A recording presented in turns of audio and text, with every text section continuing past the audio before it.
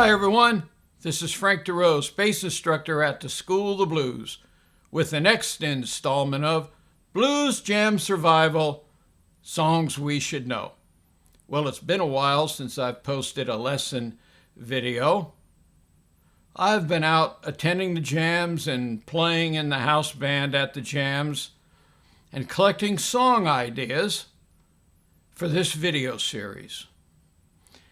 And today's song is Give Me One Reason by Tracy Chapman. Beautiful song, simple, using the 1-4-5 chords. The bass part is beautifully simple, syncopated though. And today I'm going to explain the syncopation. I'm going to give you two versions. The first one is very basic, getting the core syncopation. And the second way I'm going to show you the song encompasses the next level of syncopation that is in the original recording. The second version encompasses 95% of what's played in the song. The bass player does embellish once in a while, but we won't get into embellishments because I'll leave it up to you to use today's lesson to guide you to what you know and then what you hear and how you can figure out what's being played.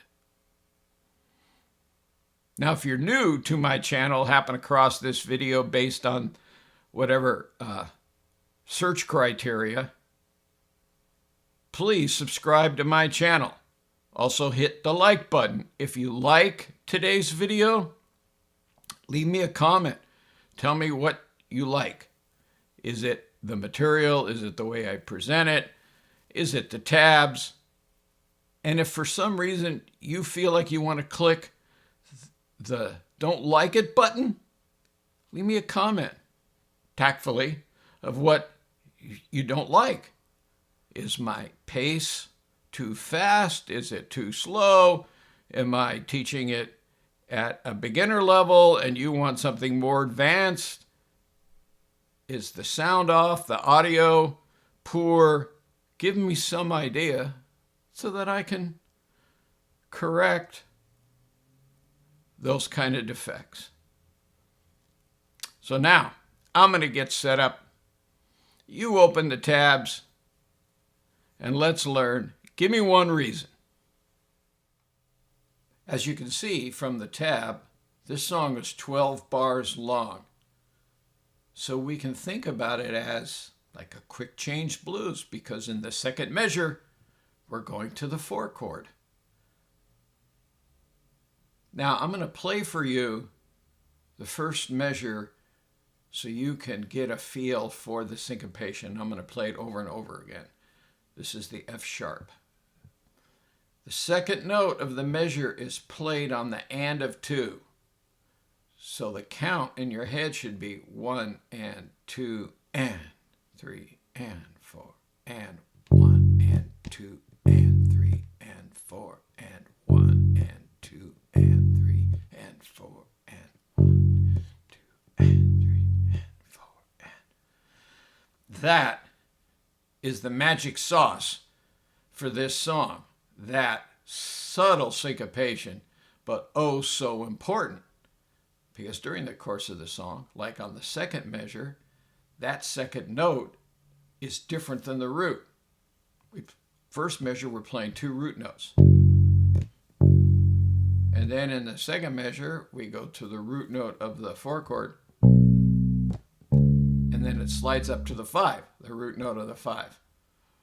So the subtle note movements is also a level of complexity for the song when you're trying to count 1 and 2 and 3 and 4 and getting your bearings of where you are.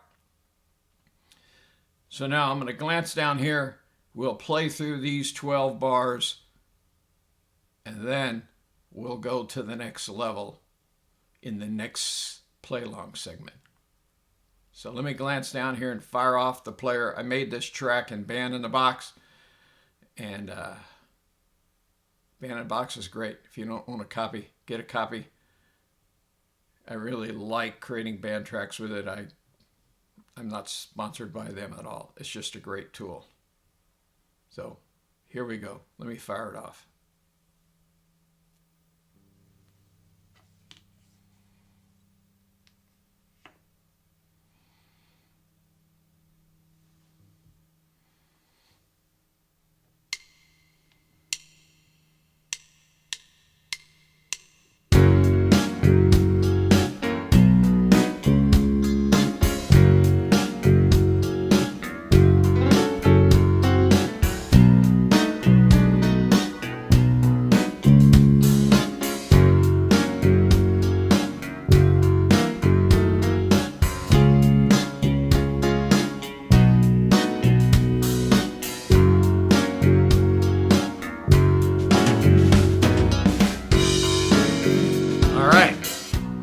There is version number 1.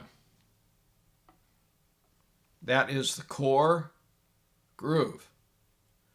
Now, I'm going to get set up and we'll play version number 2, where we add another note to the syncopation. The band track is going to be the same, except the bass part that I play, the bass part that I pre-recorded and that I play along with here when we do the lessons. As you can see from the tab, there is a pickup note, and that pickup note is actually the last note of the 12th measure. But for the play-along track, I have to show the first note on the tab. Live, the guitar, rhythm guitar plays through and the singing plays through the 12 bar, and then the bass comes in, so you don't see it as a standalone pickup note. But for the lesson today, to help you understand this note, I show it as a pickup note. And it is played on the 4 and of a measure. So for the intro, it's 1 and 2 and 3 and 4 and 1 and 1 into the first note of the first measure. The pickup note is not in measure 1.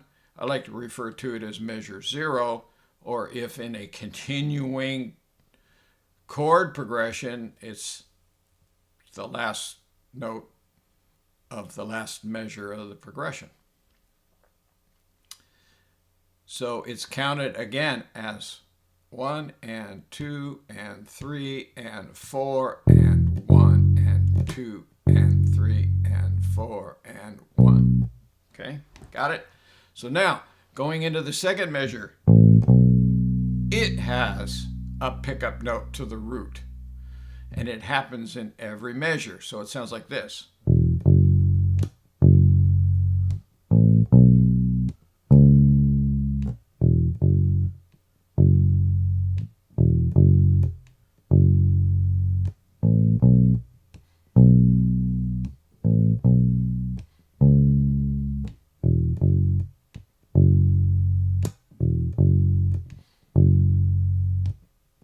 Only here in measure 9, there is no pickup note. There is for 10.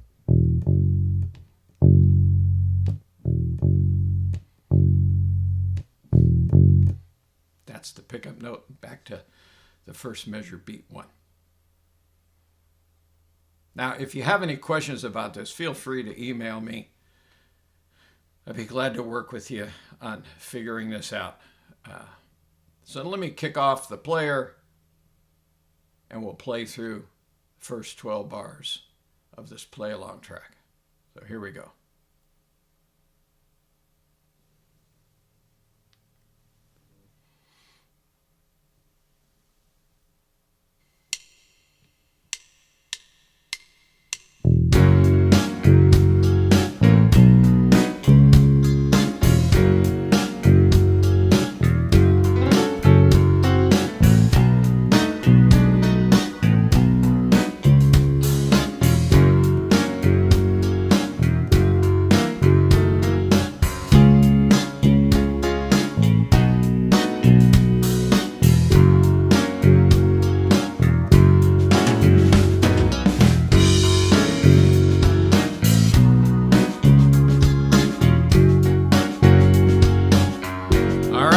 you have it. Give me one reason. You have it in two learning segments. The first one, the version 1, we focused on the second note of the measure, which is played on the upbeat.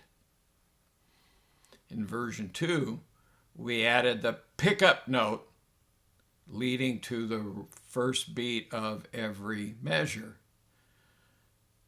And that's played on the and of 4. So we have within a measure 2 upbeat notes. We have the first note, which is on the downbeat on beat 1, and the other 2 notes in the measure are played on the and of 2 and the and of 4, and the note played on the and of 4 leads us to the first note of the next measure. So I hope you enjoyed that. It seems simple, but can be very complex. Don't give up. Keep trying. Go back to the first one until you have it mastered, and then you can work on version 2.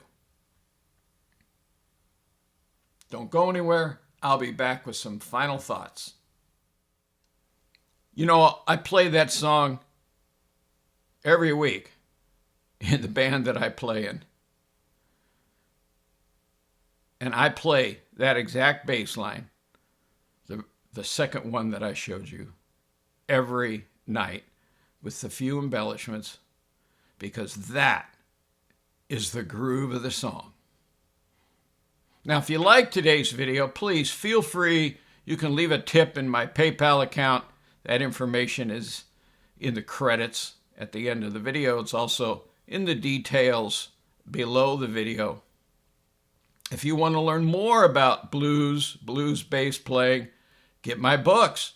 You see, they're over my shoulder right there. There's 3 of them, published by Mel Bay. You can buy them direct from Mel Bay, and you can get them through Amazon. And if you're an international customer outside the United States, the Mel Bay site has instructions on how to purchase it if you're an international customer.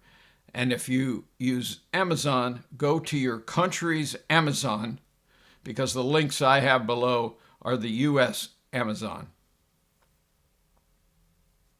If you would like some personal coaching, I have many students on Skype from across the country, so time zone doesn't matter.